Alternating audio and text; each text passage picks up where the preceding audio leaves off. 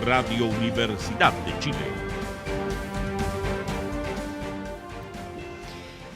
Continuamos en esta primera edición de Radio Análisis. Además vamos a confirmar la hora que nos entrega 7 de la mañana, 47 minutos. Presentamos de inmediato a nuestra siguiente entrevistada, la diputada y presidenta de la Comisión de Salud, Ana María Gasmuri. Muy buenos días. Muy buenos días, ¿cómo están? Estaba escuchando el final de la conversación anterior, tema muy interesante, por cierto, y coincido bastante con lo que estaban analizando. Cuanto por ahí. Así es. Diputada, sí. porque no, bueno, nos vamos a quedar en temas, porque lo anterior tiene que ver con salud, con educación, pero nos vamos a quedar con materias sanitarias porque, claro, la autoridad ha estado entregando algunas cifras sobre este escenario crítico respecto de las camas pediátricas en unas semanas en donde se ha hablado del adelanto, de una suerte de pic, ¿no? del alza de los virus respiratorios. Un primer acercamiento y observación al momento actual y algunas de las medidas además que se han anunciado. Sí, bueno, obviamente que estamos frente a un momento muy difícil, muy duro, pero que por otra parte es importante señalar que no era un momento que no fuera predecible. Digamos, si vemos las cifras, ya hace un mes atrás se veía que esta crisis venía. Sobre todo, como ya se ha explicado largamente, aquí se juntan varios factores, ¿no? El encierro de la pandemia, el desplome de la inmunidad también que ha existido en niños, niñas, adolescentes, pero lactantes también, producto del encierro y producto también de lo que es de alguna forma este agotamiento inmunológico por las repetidas vacunaciones. Eso también tiene un efecto. Entonces se juntan un montón de factores que hacen que este escenario sea tan crítico. Y aquí yo también me sumo a las voces que hacen cuestionamientos a la gestión, a la pertinencia y a la temporalidad con que se tomaron las medidas para prevenir esta situación. Creemos que es muy grave lo que ha pasado, muy grave la situación que se enfrentó en el hospital, ¿cierto? Claudio Vicuña, pero muy grave también lo que vemos proyectarse. Entonces, en ese sentido, creo que hoy día el llamado es a actuar con rapidez, a caminar rápidamente, como ya se ha señalado, la integración pública-privada. La reconversión de camas es compleja, sobre todo la reconversión de camas de adultos a pediátricas no es tan simple, pero aquí es necesario activar toda la cooperación que se pueda, todas las alertas para que estar preparados para enfrentar este escenario y que no vuelva a ocurrir una situación tan lamentable como la que ocurrió con Mía, con esta pequeña, ¿cierto?, de 3 meses en el hospital Claudio Vicuña. Hemos podido recabar y profundizar los antecedentes en relación a esto y por eso digo que aquí hay que seguir investigando. Hay responsabilidades políticas también en todo lo que está ocurriendo, sin duda. Así que es importante, uno, seguir trabajando para poder atender, tomar las medidas necesarias, pero también pesquisar qué es lo que pasó, qué es lo que no se hizo bien, qué se pudo haber hecho de otra manera, para que poder corregir, digamos, para adelante y poder realmente despejar esta situación, despejar responsabilidades y sobre todo actuar con rapidez. Aquí es importante escuchar a los funcionarios de salud, las quejas que ellos mismos han levantado y que tiene que ver con mejorar los protocolos, mejorar las coordinaciones. Ha habido un problema de coordinación, ha habido un problema en la gestión de camas críticas. Diputada, a propósito de que usted dice, bueno, tenemos que ver qué es lo que viene hacia adelante y además señalando que lamentablemente la muerte de niños y de lactantes durante los periodos invernales ha existido tradicionalmente, por lástima digo tradicionalmente en nuestro país. Esto no es un primer niño que se nos muere en un hospital esperando atención. Esto ha ocurrido durante muchos años. Entonces a esto va mi pregunta. Pensando en que todavía no estamos en el pic, supongamos que el pic va a ser mucho peor. ¿Cuáles son las medidas que se sugieren justamente para abordar una mayor cantidad de contagios, más necesidad de camas críticas y cuáles serían los cambios estructurales que hay que hacer para que esto no nos siga ocurriendo todos los inviernos? Es que aquí tú has dado en el clavo y tiene que ver con estos cambios estructurales, ¿no? Acá vemos algo que no funciona bien y por eso lo que hemos oficiado, por ejemplo, a redes asistenciales, porque necesitamos recabar información, entender en detalle cómo operan actualmente los protocolos de traslado, como para saber qué pasó en esta situación en particular, entender en los centros de mayor complejidad con cuántas ambulancias cuentan, con cuántas unidades críticas nocturnas, porque esta información a veces no está disponible y cuando uno conversa con los funcionarios de salud te das cuenta que ellos están también en situación crítica de insumos, crítica de financiamiento y que todo lo que en el papel se supone que debe estar en la práctica no está. Entonces, mientras eso ocurre y tenemos esta diferencia entre lo que se plantea en la teoría y lo que ocurre en la práctica, es muy difícil poder realmente pararnos de otra manera totalmente distinta para enfrentar estas emergencias, que por lo demás son predecibles. Yo vuelvo a reiterar, mirando las cifras de hace un mes, esta situación actual era absolutamente evidente que nos íbamos a encontrar en ella, ¿no? Entonces, revisar estos protocolos y revisar y fiscalizar. Aquí yo creo que falta fuertemente una fiscalización. Y esto, por ejemplo, yendo en particular al Hospital Claudio Vicuña, hemos recabado mucha información con funcionarios, con la red de usuarios también, y aquí una queja que se repite, la falta de fiscalización. Hay funcionarios comprometidos que se empeñan en tratar de salir adelante con pocos recursos, de verdad con condiciones bastante paupérrimas, tanto de materiales, con a veces un ausentismo del personal de hasta un 50%, eso también se deja a veces en el tintero, no se releva. Entonces, cuando hablamos de que se cumplen las metas en un 80 o 90%, pero con un personal, una dotación de personal de un 50%, estamos hablando de un personal agotado, exhausto, que hacen lo que pueden, muchos de ellos, pero también tenemos situaciones, por ejemplo, en este mismo Hospital Claudio Vicuña, contrataciones que estuvieron un mes, 2 meses y después tomaron licencia y de ahí están hace 2 años con licencia. Entonces tenemos una parte importante de los profesionales de la salud que deben estar trabajando con licencia hace muchísimo tiempo, en total irregularidad. Entonces todas estas situaciones que aquí se pone el ojo en el Hospital Claudio Vicuña, pero podemos ver que también se repite en otros centros hospitalarios, que es una situación transversal. Entonces aquí de partida falta esa mejor coordinación de la red, que es justamente la gran crítica que se está haciendo en este momento, la fiscalización, pero en terreno. No basta con llenar planillas diciendo que las cosas están, ¿no? Porque si no se fiscaliza con terreno, si no se ve en la práctica, en lo concreto que está pasando. Yo pude acceder a las imágenes, ¿cierto?, de cómo está hoy día el Hospital Claudio Vicuña, a cómo están los niños en las condiciones en que están los adultos que los acompañan, condiciones miserables, en cómo están los insumos puestos arriba de sillas plásticas, y eso tiene que ver con esta carencia de la que estamos hablando y de la que hay que hacerse cargo con urgencia. Y esto tiene que ver con la gestión de redes asistenciales, y que creo que aquí se ha perdido tiempo valioso en mejorar los protocolos, en fiscalizar que esto esté ocurriendo adecuadamente y, por otro lado, en cautelar la situación de los funcionarios de salud, en la medida en que tenemos perjuicios importantes de su salud mental, en que tenemos situaciones graves de los ajustes y los encajonamientos de los salarios, entonces funcionarios que están viéndose perjudicados también en sus remuneraciones. Tenemos un clima laboral que se hace complejo cuando se suman todas estas situaciones complejas, estas irregularidades. Entonces, vuelvo a decir aquí, hay responsabilidades políticas. Yo estoy segura que los funcionarios de salud en su inmensa mayoría están comprometidos, a pesar de la carencia, a pesar de los pocos recursos, con hacer lo que puedan, pero se necesita mayor organización, mayor fiscalización y con sentido de urgencia. Con sentido de urgencia. Siento que aquí se ha perdido mucho tiempo, así que lo he manifestado también a la ministra, dándole mi apoyo a su gestión, porque aquí hay que también delegar responsabilidades. Esto de lo que estamos hablando ahora y la crisis que estamos hablando ahora tiene que ver con la prevención y con el diseño de la gestión de redes asistenciales, ¿no?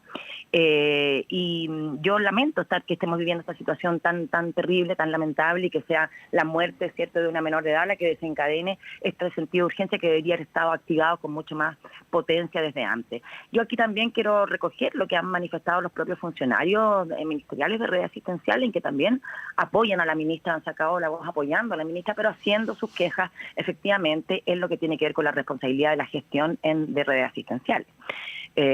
Así que bueno, considerando todo eso, yo creo que todas las voces suman. No comparto las proyecciones del ministro Mañalich, creo que están un tanto en la línea de atemorizar un poco, y creo que tampoco es el camino correcto. No se trata de sembrar pánico en la población. Y lo otro que yo creo, sinceramente, que aquí nos ha faltado, y que es algo que queremos impulsar también, queremos proponer de la Comisión de Salud, es una campaña preventiva más allá de la vacunación. Porque acá reducir la concepción de prevención a la vacunación nos parece que también ha sido dañino. Cuando no logramos, o a la vacunación, o solamente al ponerse la mascarilla, cuando tendremos que incorporar prevención vinculada a los hábitos de vida, a la alimentación, al ejercicio, que tiene que ver con despertar y potenciar el sistema inmune, que es hoy día lo que nos tiene en esta situación crítica, ¿no? Entonces, a mí me gustaría que también no estuviéramos solo con esta mirada de la vacunación y de la hospitalización y de la cama crítica, sino que pudiéramos también hacernos cargo como sociedad de empezar a caminar a una prevención activa, que nos permita seguir enfrentando estos fenómenos que nos imaginamos que van a seguir ocurriendo. Sí, además, bueno, ¿cómo ir haciendo diagnósticos, balances de medidas que se han tomado previamente, más allá de escenarios distintos? Porque además muchos de estos actores han tenido un seguimiento. Por ejemplo, la misma ministra hablaba de cuando ella colaboró, apoyaba o en conversaciones con el gobierno anterior por la experticia que ella tiene, o algunos integrantes del gobierno anterior se habían mantenido en los equipos. Por ejemplo, citaba el caso de Rafael Arao. Sí. Pero en ese sentido, los diagnósticos o balances con medidas anteriores, lo que fueron las decisiones respecto de las vacaciones, ¿cómo ve ese tema en puntual? Algunos, como el gremio médico, hablaba, bueno, miremos territorialmente cuál es la situación, qué medidas respecto de Sí. teletrabajo para los cuidadores, cuidadoras de preescolares, que era alguna de las medidas que anunciaba la ministra en las últimas horas. Sí, creemos que eso va en la dirección correcta. Aquí hay que entender que la población más en riesgo son los lactantes. Entonces, por lo tanto, el suspender las clases, la educación básica y parvularia, probablemente en este minuto no sea la medida. Habrá que seguir evaluando, ¿no? Momento a momento, pero por lo que hoy día muestran las cifras, el problema está más situado en la población lactante. Y aquí entonces sí tenemos que activar los mecanismos de teletrabajo, a que se está discutiendo, por supuesto, en la Cámara en este momento y con el Ejecutivo la posibilidad de activarlo.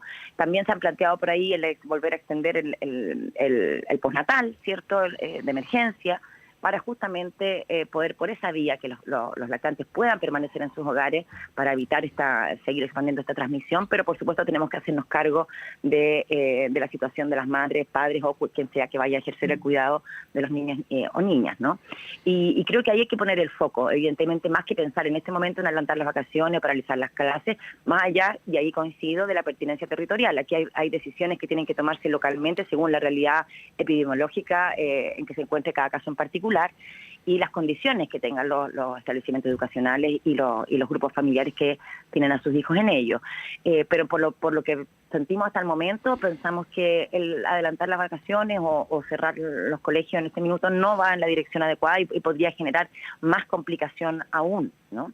Porque evidentemente cuando pensamos en una fecha que no está pensada con anterioridad, en que los niños van a estar en la casa, eso significa adultos que estén a su cuidado también, ¿no?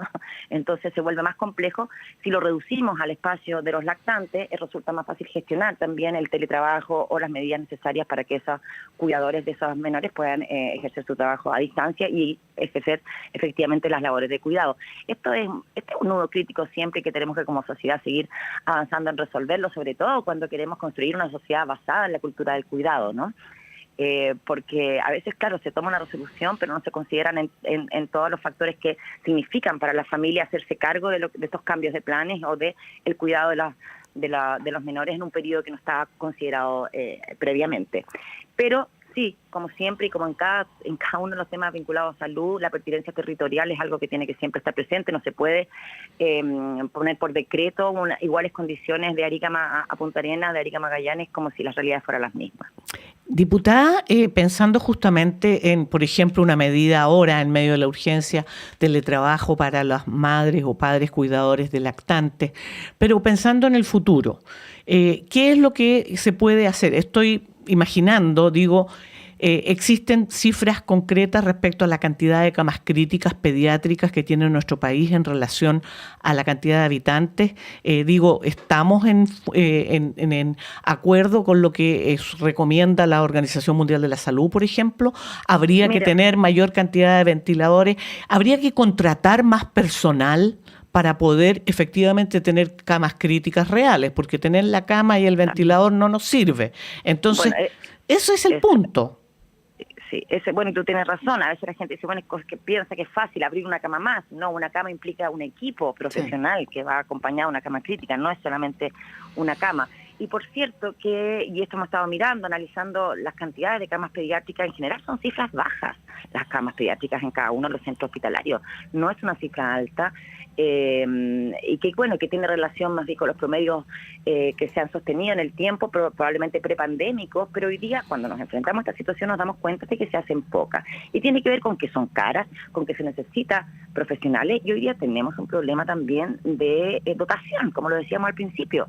mucha dotación con licencia, mucha rotación también, porque hay insatisfacción laboral en los espacios de salud, hay crisis también de los trabajadores de la salud por sus condiciones laborales. Entonces esto es una cadena, ¿no? Mientras no vayamos solucionando esta relación laboral, la situación de ausentismo de los propios trabajadores, es imposible pensar en proyectar como se necesita. Entonces aquí, y finalmente, y por supuesto que terminamos siempre en eso, esto se trata de recursos materiales, recursos económicos, ¿no?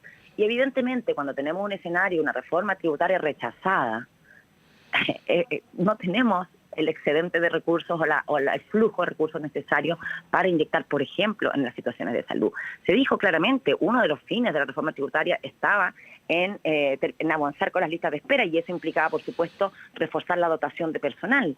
Y cuando reforzamos la dotación de personal, eso es un beneficio para todos los ámbitos, no solo para disminuir la lista de espera, sino que también para enfrentar las crisis como las que estamos enfrentando ahora. Entonces, esto es un círculo. Mientras no se entienda que se necesitan recursos para poder seguir empujando áreas tan importantes como es la salud, como es la educación, mientras se nos siga negando la oposición, ¿cierto? El tener un pacto fiscal adecuado para hacernos cargo de las urgencias de nuestro país, la verdad es que es muy difícil, porque esto no se hace en el aire, se necesitan recursos materiales, esto es carísimo, cada cama crítica es carísima, los profesionales que lo acompañan es un equipo que cuesta caro, y aquí nos han negado la sal y el agua. Y eso es lo que hay que asumir, porque hoy día, claro, vemos a la oposición también espantada, igual que nosotros, con esta situación, pero resulta que pensemos que son ellos quienes han negado los recursos económicos para poder seguir avanzando en justamente darle robustez y solidez, particularmente a nuestro sistema sanitario. Agradecemos esta mañana a la diputada presidenta de la Comisión de Salud, Ana María Casmuri, para dar una mirada a lo que está sucediendo, pero hay que darle ahí el seguimiento. Además, entiendo, hay una sesión especial en la Cámara la próxima semana, el martes 13, donde va a asistir la titular de salud. Así es, y este es un tema, estamos en la comisión con alerta máxima, que sin duda va a seguir estando al tope de la agenda. Esto estaremos viendo y monitoreando todo el fin de semana también, que es lo que está ocurriendo, con mucha atención, así que esperemos que sea un fin de semana en que todas las coordinaciones funcionen y no tengamos que lamentar ninguna tragedia. Así lo esperamos todos. Muchas gracias, diputada, que tenga buen día. Igualmente. Son las 8:04, Diana, y nos vamos a despedir, por lo menos yo, por mi parte. Tú continúas y tenemos programa hasta las 10, así que por favor, quédense en nuestra sintonía, en nuestra compañía. Yo me despido hasta el lunes. Que tengan buen fin de semana. Damos una pausa y al regreso, Patricio López, director de Radio Universidad de Chile.